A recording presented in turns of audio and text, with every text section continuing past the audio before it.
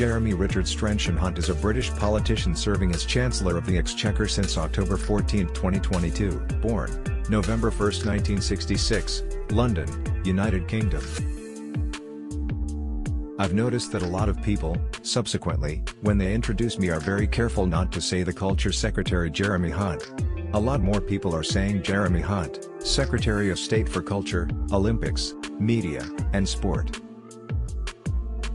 All I can do is advocate changes at the BBC while respecting editorial independence upon which the success of the BBC rests. I can't do anything that requires the BBC to pay certain people certain amounts. I've been making the NHS's case that we need significant and sustainable funding increases to meet the demographic challenges we face, and the Prime Minister completely appreciates that. I think saving the NHS is a lifetime's work. What I want is a strong NHS delivering the highest standards of care anywhere in the world, and that is true to the founding values of the NHS, and I hope that, looking back on my time as Health Secretary, people can see that, actually, the foundations for the change were laid in the period that I was Health Secretary. If you look at the approach Theresa May has taken to Brexit so far, she has the instincts of a Brexiteer but the cautious pragmatism of a Remainer, which is where I think the British people are.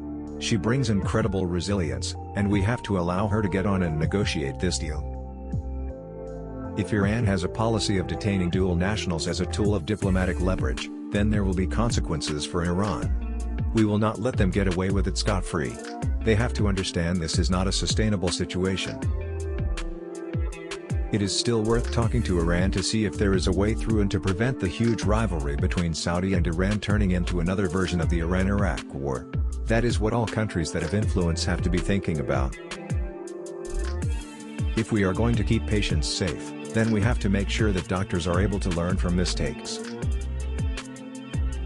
I get involved in lots of Twitter spats with lots of people when I think they're not being fair about the progress the NHS is making.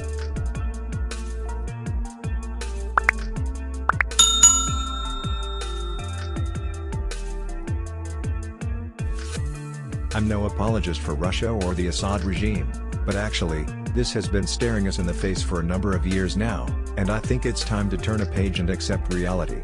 Our strategy, if that is the right word, failed miserably, and Russia's with Iran has been successful. Our commitment to Afghanistan is a long-term one. We put a huge amount of resources into trying to make sure there is peace in that country, a huge amount of development assistance, a huge amount of political support for the government.